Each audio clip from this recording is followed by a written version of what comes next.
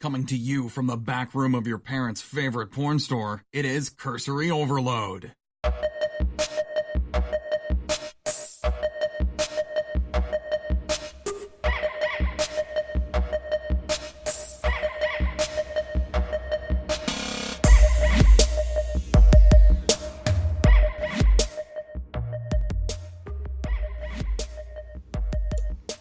And we are in.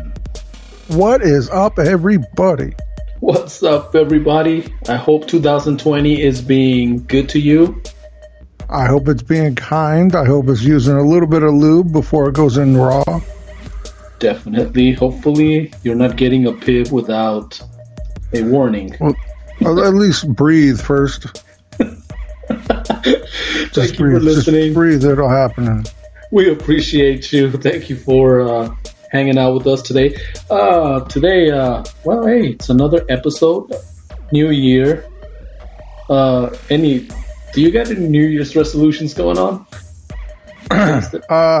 No, I stopped doing that many years ago. Same here.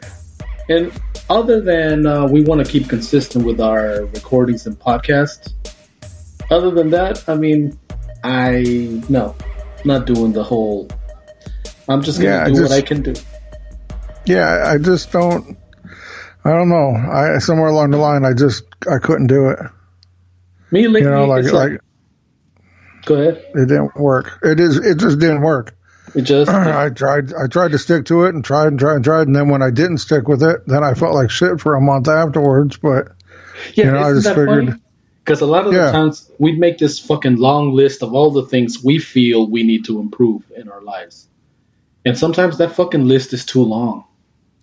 A lot of times that list is dependent on how other people view us. Like if you take your list and you say, okay, what on this list is what I want, not what I think everybody else wants to see in me or what everybody else thinks I should do or tells me I should. What is on this list that I want to do for me and me alone? And you'll notice most of the time that list gets down to one or two items. Pretty much. And then, but we try to do all these things, and then once we fail at one item, we feel like, well, I failed there. It dominoes. And then you feel like, shit, yeah. No, so now I just pick my battles. I just keep moving forward, do what I can, and no more trying to worry about this year. I am going to the gym. Oh, hell no. I am doing that because I got a cruise coming up.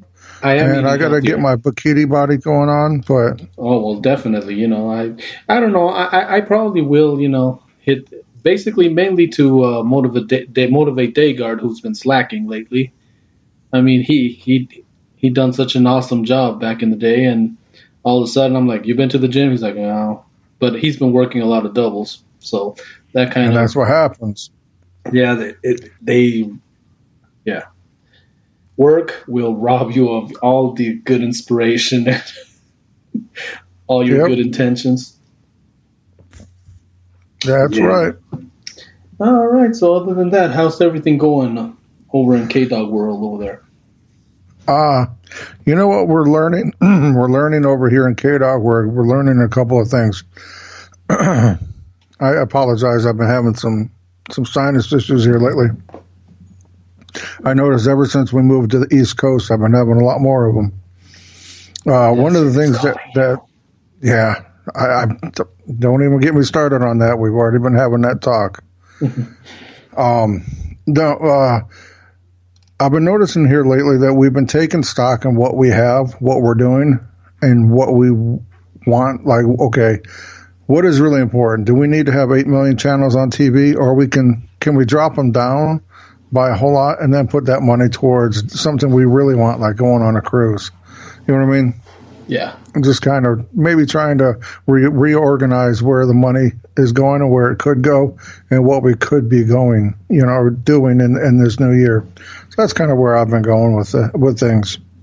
Yeah, it's kind of like what I 5 years ago when that was one of those things I started going through. Do I really want this bad? Do I need this?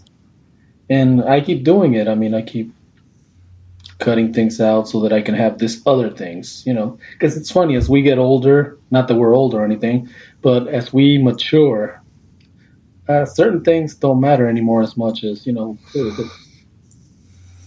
you I want start to. taking stock and okay, what is mine and what is the Joneses? Yeah, exactly. And like you said, you like having cruises is because that's an experience that you go, you live it, it's vivid there in your mind, and it's a memory that the whole family has. Hopefully, Right. hopefully when it goes good, unlike those people that went on that cruise and everybody was kung fu fighting. you, you remember that shit that Oh made the yeah. news, right? Oh yeah. They were mad. And I don't get it. I'm like, how in the hell do you get so mad on a cruise ship? Like, everything is at the disposal. It started with somebody stepping on somebody's shoe or something like that, right? Something It was some bullshit stupid. like that. I'm like, how a cruise ship, I don't know, for those of you that have never been on one, it is like everything you want is right there. Oh, okay. So it's 2:00 in the morning and you're hungry? Oh, well, they got 24-hour pizza shop making pizzas as you order them. You know what I mean? Like they got everything. You want an alcoholic drink? Oh, well, the bars don't close. Ever. So, yeah, there's always a bar serving somewhere, something. Like it just doesn't, Well, alcohol has a different effect on everybody. Some of us get mellowed out. Some people, that's like instant courage. And right. There's the fight words. Like they drink one drink, they could drink one drink, and then they hear the Mortal Kombat fight. Yeah. I remember back in the day. I remember hanging out with some coworkers. There was this younger one, and every time he got plastered, and we would go out to eat afterwards, kind of to, help the metabolism, break things down. We'd have to watch him because, next thing you know, he was looking at somebody on the other table. That guy's staring at me. He's looking at me funny. Looks like he wants to start some shit, And I was like, oh, fuck. Dude, he's not looking at you. He's eating his tacos. Leave him alone. Yeah, my son's friend is just like that. In fact, they got into it with my son. The two of them got into it over it. Whenever he would drink, he was looking for a fight, and he didn't care who they were, how many they were, or how big they were. He just wanted to fight. And yeah, that's some people. Luckily, I'm not like that. I'm one of those, like, you get a couple too many drinks of me, I'm either A, going to go to bed, or B, you better keep the fucking munchies hidden because I'm eating everything. Yeah.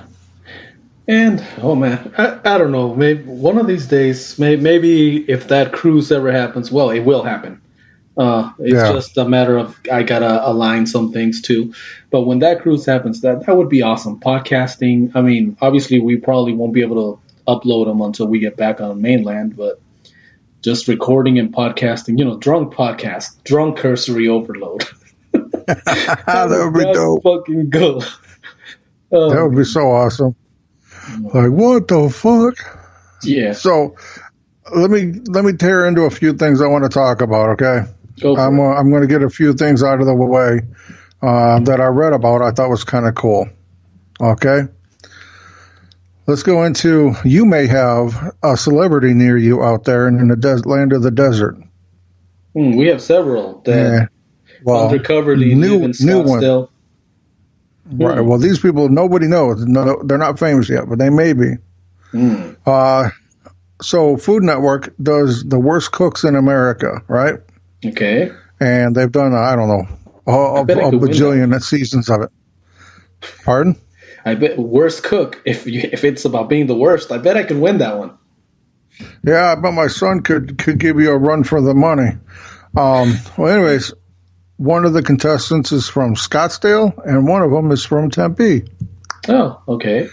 So you may be able to be near one of the winners. And we might be. Let's see if we can get them on the podcast. That would be dope. But now, wait a minute. Am I hearing this right? They're having a contest to see who the worst cook is. Well, see, what happens is when you're a contestant on there, you come in there, and I mean, it's known that you don't know what you're doing, and then so what you have to do is every episode, at least how they did it last season, there's two coaches kind of, and they say, okay, well, this is what you're going to be preparing, and they show this meal, and then they show you how to prepare this meal, right? And you got to take notes. All right, you got to take notes. And then when they say it's time, you have to go, using your notes, go prepare the same dish. Oh, I see. So basically, they show you how to do it, but they don't slow down. They just talk like they're talking to an experienced chef. Oh, I see. So the purpose of this is kind of like to make the horrible cook a better cook. Bingo. Oh, fuck that. Never mind. I had my hopes up thinking that you just got to be the worst cook. Hey, I got this in the bag. Nope, they actually get better, and then they judge the coaches themselves become the judges on whose food tasted the best and looked the best and all that kind of stuff. Oh, anyways, it's a lot of fun to watch. So if you guys haven't seen it, check it out. It was pretty cool. Anyways, like I said, two people coming from your neck of the woods. Yeah, I know. Thought might be kind of cool. Okay, on to the next thing. Very, very important. Now, we've joked around about this a lot, and I want to make sure everybody knows we as podcasters sometimes joke around about things, even though they're very, very serious. So we always joke around about Google being Skynet and AI is going to take over the world and whatnot. Well, this AI is getting so smart that AI has petitioned the court to get a patent for their inventions. AI has filed like the computer system has come up with this invention, and of course a human had to take the paperwork to the court. But when the court asked who is the inventor, they of course had to say, well, this artificial intelligence from the computer, they're the ones that invented this, and the court wouldn't give a patent on it, but I think it's pretty scary that they're inventing shit. Ooh, machines making machines? See, it's all fun and games until they start making themselves. Exactly. And then another to piggyback on that, Canada is obviously scared enough to where the Canadian government filed a report saying AI will not steal your job. Because a lot of Canadians are seeing that robots are taking over their job. They don't like Canada. I think it's too cold. Who? The Mexicans.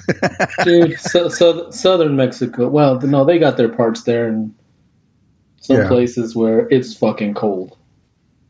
Trust me. I lived in the desert. I know. Everywhere.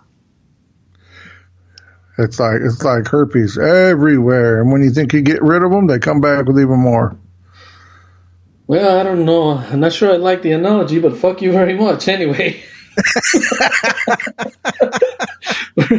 Hey, there's enough shit out there on white people. You can come back on me all day long. Oh, it's all gravy. You know how it is. Okay, so yeah, the Canadian government obviously feels like this is either people are worried to the point that they heard about it, or they see something happen and they're trying to get ahead of it, saying, "Hey, we tried to stop it, but it, And then let's see. So we have some bad news with that. Good news is Sony won't deny Spider-Man cameo rumor in Venom 2.